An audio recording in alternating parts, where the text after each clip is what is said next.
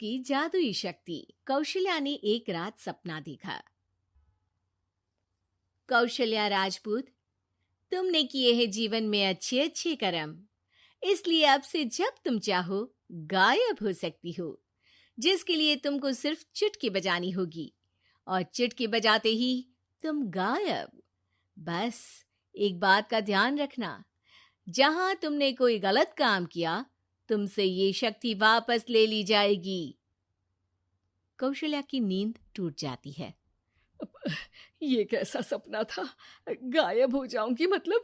हे भगवान, कंबल ओढ़ के सो जाती हूँ, सपना कंबल के अंदर नहीं घुस पाएगा। कौशल्या डर के मारे कंबल ओढ़ के सो जाती है। सुबह कौशल्या मंदिर जाने लगती है। अरे बहू, जल्दी चल, भिखारियों को खाना भी तो खिलाना है। हाँ माँ जी, अभी आई। आज तो खीर और पूरी बने हैं, सब खुश हो जाएंगे।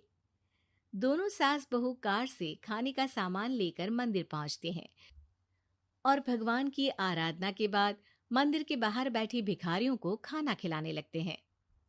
दीदी, आप हर हफ्ते आते हो, इतना सारा करते हो हम लोगों के लिए। मैं आपके लिए रोज अलग से दुआ मांगता हूँ। ये तो फर्ज है हमारा। दीदी, थोड़ी पैसों की मदद हो जाती तो अच्छा होता। बड़े चौराहे पे मेरी बीवी भीख मांगती है, उसका इलाज करवाना है, 100-200 रुपए लग जाएंगे। कौशल्या उसी वक्त भिखारी को 500 का नोट दे देती है और दोनों सास बहू वहां से लौटने लगती हैं। तभी कौशल्या को कोई शंका होती है। अब बहू रुक, तो मैं अभी आई। कौशल्या वापस वहीं जाती है तो देखती है कि भिखारी वहां है ही नहीं। कौशल्या को रात का सपना याद आता है। वो चुटकी बजा के गायब हो जाती है और सीधे भिखारी के पास पहुंचती है, पर भिखारी को वो दिखाई नहीं देती। कौशल्या देखती है कि भिखारी उन पैसों से शराब खरीद रहा है और कौशल्या उसे वहीं एक चाटा मारती है। अरे कौन है बे? एक और चाटा पड़ता है। अरे कौन है? कौन है? हिम्मत है तो सामने आओ। भिखारी को झूठ बोलने पर तड़ातड़ चांटे पड़ते हैं। वो वहां से भाग खड़ा होता है। कौशल्या चुटकी बजा के वापस बहू के पास आ जाती है और मन ही मन सोचती है, ऐसे तो मैं कितने गलत काम रोक सकती हूँ, कितनी ताकतवर हूँ मैं, किसी को पता भी नहीं चलेगा। सासू माँ, आप क्या सोच रही हो? अब कुछ नहीं, कुछ भी तो नहीं। ठीक है, मुझे ना थोड़े पैसों की जरूरत थी। मेरे कजिन भाई है ना, उनकी तबीयत थोड़ी इधर उधर हो रही है। वो तो खुद से नहीं कहेंगे कि पैसे दे दो, पर बहन होने के नाते मेरा तो फर्ज बनता है ना कि भाई की मदद करूं। अरे हाँ हाँ, ले जाना पैसे। पैसे इसीलिए तो कमाते हैं कि जरूरत में काम आ सके। घर पहुंच के कौशल्या अपनी बहू को 10,000 रुपए दे देती है। कब जाएगी तू मायके? अम, कल शाम की ट्रेन है। दोनों काम में लग जाती हैं। तभी काम वाली दीदी वहां आती है। आज ना मैं आप लोगों के लिए पनीर बनाऊंगी। ठीक है, मंगवा लेती हूँ पनीर। पड़ोस की दुकान वाला पनीर दे जाता है और काम वाली बाई पनीर से रेसिपी बनाने लगती है। आज अपनी सुपर पावर काम वाली बाई पे ट्राई करती हूँ, देखूं तो सही किचन में करती क्या है ये।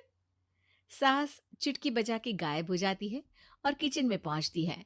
बाई को खबर भी नहीं है कि कौशल्या भी किचन में ही है।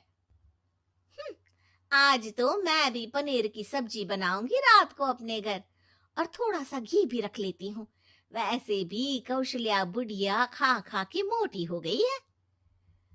कौशल्या बाई की चोरी पकड़ लेती है और गुस्से में बाई की चोटी ऊपर उठा देती है।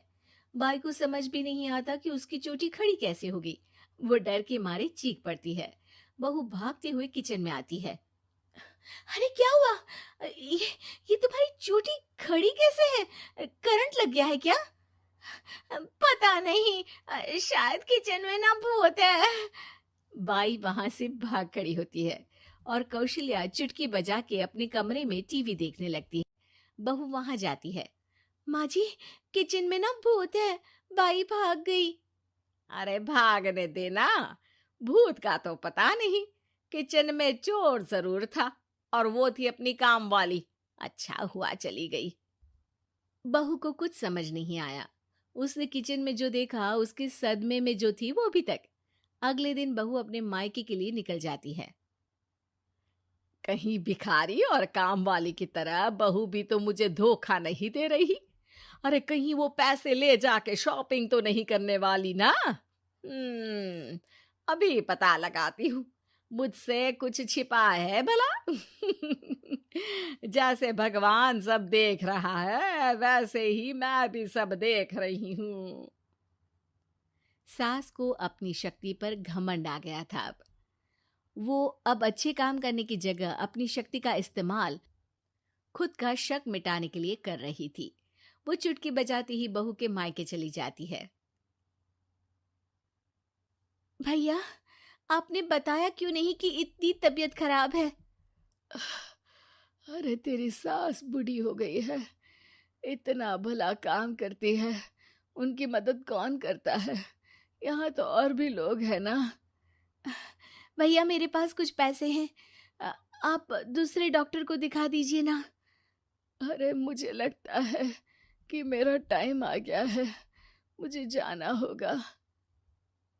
कमरे में भाई की आत्मा को लेने यमदूत आ चुके थे। कौशल्या भले ही किसी को नहीं दिख रही थी, पर यमदूत ने उसे देख लिया। यही आत्मा है शायद, परछाई दिख रही है, पहले ही तैयार खड़ी है। अरे आप कौन हो? यमराज का नाम सुना है? हैं? आप यमराज हो क्या? नहीं, हम उनके यहाँ जॉब करते हैं, आत्मा उठा के ले जाते हैं डिलीवरी वाले। चलो अब तुम्हारा टाइम पूरा हो गया। अरे आप शायद ना वो बिस्तर पर पड़े आदमी की आत्मा को लेने आए हो। मैं तो बस यहाँ देखने आई थी कि मेरी बहू कहीं मुझसे पैसे लेकर शॉपिंग करने तो नहीं चली गई ना। मतलब तुम्हारे पास शक्ति है गायब होने वाली? हाँ। तुम ऐसे तुच्छ काम में उपयोग कर रही हो ऐसी दिव्य शक्ति का। अब तो तुमको ही लेके जाऊंगा। अरे नहीं नहीं, कल मुझे किटी पार्टी में भी तो जाना है। अब नरक में ही करना किटी पार्टी। नहीं नहीं नहीं। 3 बार नहीं क्यों बोल रही हो? टीवी सीरियल चल रहा है क्या एकता कपूर का? अरे प्लीज मुझे जाने दो। आप तो उस बीमार आदमी की आत्मा को लेने आए थे ना। गलत डिलीवरी करोगे तो यमराज डांटेगा ना। बात तो सही कर रही हो, पर हमको उस पे दया आ गई। अभी उसकी उम्र ही क्या है, पर कुछ तो लेके जाना पड़ेगा ना। एक काम करो, अपनी शक्ति दे दो, गायब होने वाली। हैं? अरे क्यों? तुम पृथ्वीलोक का भ्रष्टाचार रोक सकती थी, चोरी रोक सकती थी, अरे कोरोना रोक सकती थी, पर तुमने अपनी बहू की जासूसी करना शुरू कर दिया। अरे लेकिन किंतु परंतु। यमदूत सास की शक्ति लेके वापस चले जाते हैं। कौशल्या की परछाई हवा से नीचे गिरती है और जमीन पे आते आते कौशल्या का शरीर सामने आ जाता है। अरे लग गई, कितने ऊपर से फेंका। माँ जी, आप यहाँ ऊपर से कैसे गिरी? अरे समधन जी, आप अचानक कमरे में। सब घबरा जाते हैं। सास बहू को सारी बात बता देती है। ये लो आपके 10,000 रुपये। आपको मुझ पे इतना भी भरोसा नहीं है? अरे बहन, मुझे दर्द नहीं हो रहा है, अब अचानक से सब अच्छा होने लगा है। अरे तो फिर बिस्तर से उठ जाओ और मुझे लेटने दो। गिरी हूं ऊपर से तो पूरा बदन दुख रहा है। भाई को तो यमदूत ठीक करके जाते हैं, पर कौशल्या देवी दर्द के मारे बिस्तर पर आ जाती हैं।